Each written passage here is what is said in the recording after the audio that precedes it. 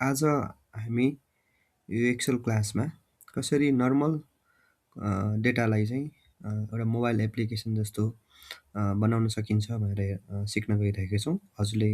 तपाईँहरूले यहाँ हेर्नुभयो भने मसँग कुनै एउटा सेल्सको डेटा छ। यो सेल्सको डेटा चाहिँ मेरो प्रोभिन्स वाइज, डिस्ट्रिक्ट वाइज सेल्सको डेटाहरू रहेको छ। फर इक्जाम्पल मैले यो माथि प्रोभिन्स नेम लेखेको ठाउँमा मैले बागमती प्रोभिन्स क्लिक गरेँ भने मसँग बागमती प्रोभिन्सको 13वटा जिल्लाको मात्रै डेटा छ र यसमा पनि को इम्प्लोइले चाहिँ मन्थली सेल्स टार्गेट अचिभ गर्नुभयो त मैले अचिभ गर्नेमा मैले एसमा इज टार्गेट अचिभ भनेर यहाँ एस र नो राखिएको छ।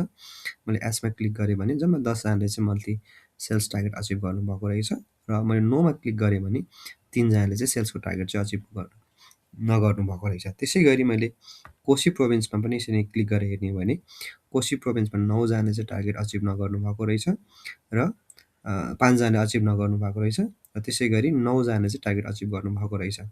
आज हामी चाहिँ कसरी यस्तो र डेटालाई चाहिँ हामीले यसरी मोबाइल एप्लिकेसन जस्तो हामीले प्रोभिन्स वाइज अथवा चाहिँ टार्गेट वाइज होइन तपाईँहरूको डेली वर्कमा चाहिँ कस्तो कस्तो किसिमको चाहिँ रिपोर्ट फिल्टर गर्नुपर्ने हुन्छ त्यो अनुसारको चाहिँ एउटा मोबाइल एप्लिकेसन जस्तो कसरी बनाउने भएर हामी आज सिक्न गइराखेको छौँ। मसँग अघि जुन मैले अघि लाल्दा स्याम्पल डेटा देखाएँ अहिलेको लागि मसँग 3वटा प्रोभिन्सको तपाईँले कोशी, मधेस र बागमती प्रोभिन्सको चाहिँ सबै जिल्लाहरूको चाहिँ सेल्सको डेटाहरू मसँग छ। मसँग प्रोभिन्सको नाम छ, डिस्ट्रिक्टको नाम छ, इच डिस्ट्रिक्टमा कतिजना इम्प्लोइहरू हुनुहुन्छ उहाँहरूको हेड काउन्ट छ र उहाँहरूले चाहिँ मन्थली कति अमाउन्टको चाहिँ सेल्स गर्नुभयो सेल्सको अमाउन्ट छ र इच टार्गेट अचिभ भयो सोधेको छ उहाँहरूले चाहिँ टार्गेट अचिभ गर्नुभएको छ कि छैन भनेर चाहिँ यो पनि यहाँ राखिएको छ। फर्स्ट अफ अल हामीले यो नर्मल डेटालाई चाहिँ हामीले टेबुलर डेटामा चाहिँ लिएर जानुपर्ने हुन्छ। हामीले यो डेटालाई टेबुलर डेटामा लिएर जानको लागि चाहिँ हाम्रो इन्टायर डेटालाई हजुरहरूले यसरी सिलेक्ट गर्न सक्नुहुन्छ र हजुरहरूले shortcut key control T press गरेर ओके बटन दबाइदिनु भयो भने हाम्रो डेटा चाहिँ टेबुलर फर्मेटमा जान्छ र हजुरहरूले अघि र अहिलेमा के फरक देख्न सक्नुहुन्छ भने मेरो यो डेटा टेबुलर डेटामा जानुभन्दा अगाडि यो माथि हजुरको टेबल डिजाइन भन्ने अप्सन आएको हुँदैन। तर हजुरले टेबुलर फर्मेटमा लानु साथीकै तपाईँले यो कुनै पनि पार्ट टेबलभित्र कतै क्लिक गर्नुभयो भने यहाँ रिबनमा चाहिँ तपाईँको टेबल डिजाइन भन्ने नयाँ हेडिङ चाहिँ हजुर देख्न सक्नुहुन्छ है। फर्स्ट अफ अल हामी के गर्छौँ यो डेटालाई बोर्डर हाल्छौँ र अब हामीले अघिको जस्तै यसलाई मोबाइल एप्लिकेसन जस्तो बनाउनको लागि सुरुमा जुन हजुरले बक्स जस्तो देखिराखेको छौँ यो हामी ग्रिड लाइन हटाउँछौँ। ग्रिड लाइन हटाउनको लागि हजुर भ्यू ट्याबमा गएर यो ग्रिड लाइन लेखेको टिकलाई चाहिँ अनचेक गरिदिनु भयो भने यो चाहिँ एउटा क्यानभास जस्तो बन्छ र हाम्रो डेटा पनि मोर भिजुअली अपिलिङ हुन्छ। अब हामीले प्रोभिन्स वाइज चाहिँ डेटा हेर्न खोजेको भएर फर्स्टमा हामी यहाँ स्लाइसरमा चाहिँ प्रोभिन्सको एउटा स्लाइसर हाल्छौँ। त्यसको लागि हामी इन्सर्ट ट्याबभित्र गयौँ भने हजुरले यहाँ एउटा स्लाइसर भन्ने अप्सन देख्न सक्नुहुन्छ। यो स्लाइसर भन्ने अप्सन चाहिँ तपाईँको डेटा चाहिँ नर्मल फर्मेटमा हुँदाखेरि चाहिँ यो स्लाइसर अप्सन हजुरले देख्न सक्नुहुन्न। यसको लागि चाहिँ तपाईँको डेटा चाहिँ टेबुलर फर्मेटमा नै हुनुपर्छ र यदि कुनै दुईवटा रो अथवा कलमहरू मर्ज भएको छन् भने त्यो डेटालाई हामीले टेबुलर फर्ममा लान सकिँदैन। टेबुलर फर्मको मतलब हरेक बक्स चाहिँ सिङ्गल हुनुपर्छ, मर्ज भएको हुनु हुँदैन।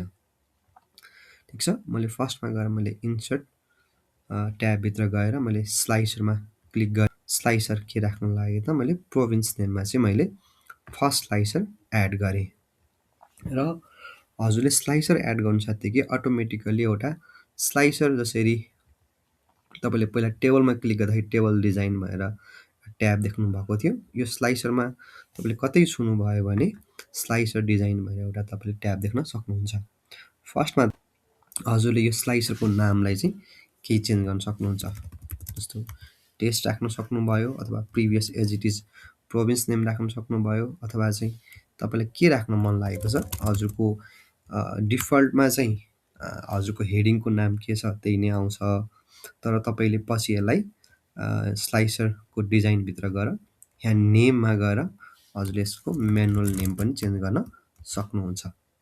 र त्यसपछिको यो ट्याबमा तपाईँले हाम्रो स्लाइसरको कलरहरू चाहिँ कस्तो कलरको बनाउने, ग्रिनवाला थिममा अथवा चाहिँ यो ओरेन्जवाला थिममा तपाईँलाई चाहिँ कस्तो कलरसँग राख्न मन लागेको छ त्यो कलर पनि राख्न सक्नुहुन्छ, एउटा भिजुअल्ली अपिलिङ होस् भन्ने हिसाबले।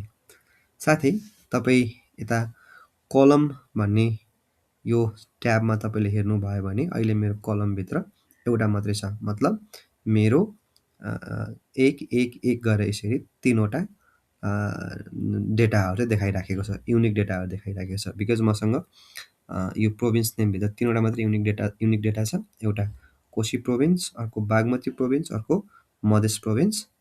हजुरले यहाँ क्लिक गरेर यसलाई चाहिँ 2 गरिदिनु भयो भने यो 2 पनि हुन आउँछ।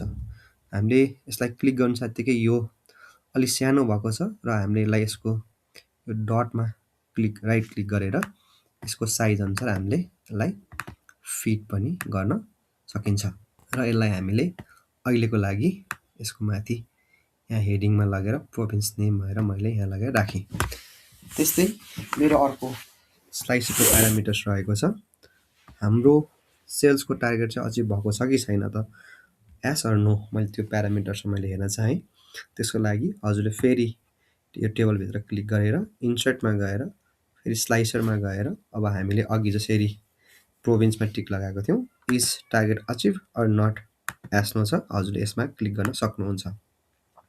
यसलाई पनि एज प्रिभियस हजुरले एडजस्ट पनि गर्न सक्नुहुन्छ। यसलाई हजुरले दुईवटा यसरी एस अर नो यसरी राख्न पनि सक्नुहुन्छ अथवा यसलाई हजुरले एउटै गरेर ठाडोमा राख्न पनि सक्नुहुन्छ। अहिले चाहिँ मैले दुईवटा लाइनमा मैले राखेँ र मैले यसको कलर पनि ग्रिन गरिदिएँ। अब हजुरले यो टेबलको इन्डमा जानुभयो भने हामीले डिफ्रेन्ट तरिकाले चाहिँ यो डेटाहरूलाई चाहिँ सम गर्न सक्छौँ। अब हामीले डेटाको इन्डमा गयौँ भने सबै हामीले इन्टायर डेटा सिलेक्ट गरेर अन्तिमसम्म जाँदाखेरि एउटा यस्तो किसिमको एउटा नयाँ बक्स चाहिँ हजुरले पपअप भएको देख्न सक्नुहुन्छ। यसमा हजुरले क्लिक गर्नुभयो भने डिफ्रेन्ट कुराहरू, टेबलको फर्मेटिङ, टेबललाई चार्टमा लिएर जाने, टोटल गर्ने, नयाँ टेबलहरू नै राख्ने, अनि त्यसपछि तपाईँको ट्रेन्ड लाइनहरू होइन, स्प्रिङ्कलहरू एड गर्ने तपाईँले देख्न सक्नुहुन्छ। अहिले चाहिँ मैले यहाँ के गर्न लागिराखेको छु भने यो टोटल अमाउन्टलाई मैले सम गर्न लागिराखेको छु। त्यसै गरी यो ट्याबमा मैले क्लिक गरेँ भने अब यो अटोमेटिकल्ली यस्तो डाउन एरो जस्तो हजुर आइसकेको छ। हजुर यसमा डाउन एरो क्लिक गरेर हजुरले माथिको टेबलको चाहिँ के चाहिँ काउन्ट गर्न मन लागेको छ, तपाईँलाई एभरेज गर्न मन लागेको छ कि काउन्ट गर्न मन लागेको छ कि म्याक्सिमम चाहिएको छ कि मिनिमम चाहिएको छ कि त्यो हजुरले यहाँबाट सिलेक्ट गर्न सक्नुहुन्छ। अहिलेको लागि चाहिँ मैले एस अर नो कतिवटा काउन्ट छ त्यो चाहिँ मैले काउन्ट गर्न गइराखेको छु। हाम्रो डेटा अनुसार हामीसँग एस अर नो लेखेको डेटा चाहिँ 35वटा रहेछ भनेर सिस्टमले देखाइराखेको छ।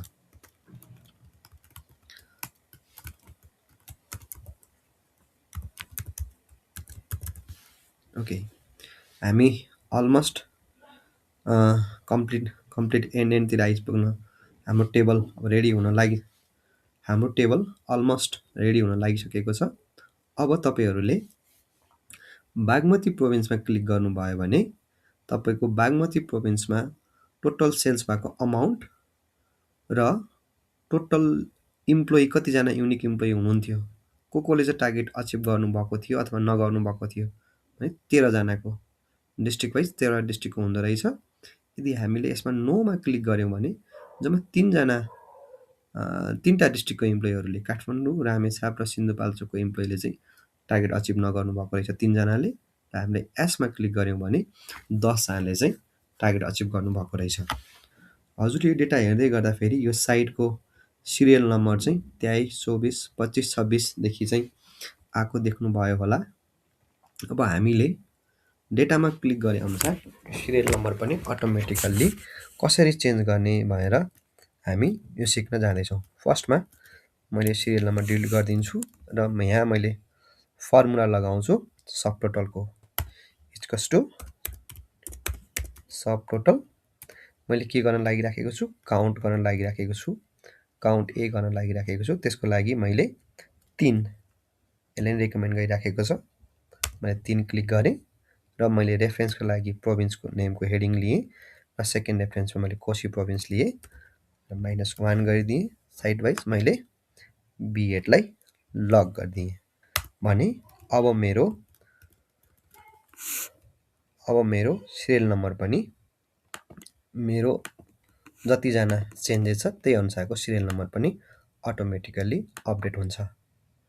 सो हामीले भर्खरै कसरी एउटा र डेटालाई चाहिँ एउटा भिजुअल्ली अपिलिङ फर्ममा मोबाइल एप्लिकेसन जसरी चाहिँ चेन्ज गर्ने भनेर सिक्यौँ र हामी रेगुलरली यस्तै भिडियोहरू र यस्तै कन्टेन्टहरू चाहिँ हामी रेगुलरली हाल्दै जानेछौँ। यदि तपाईँहरू पनि फर्दर यस्तै भिडियो कन्टेन्टहरू हेर्न चाहनुहुन्छ भने please like subscribe our channel. Thank you.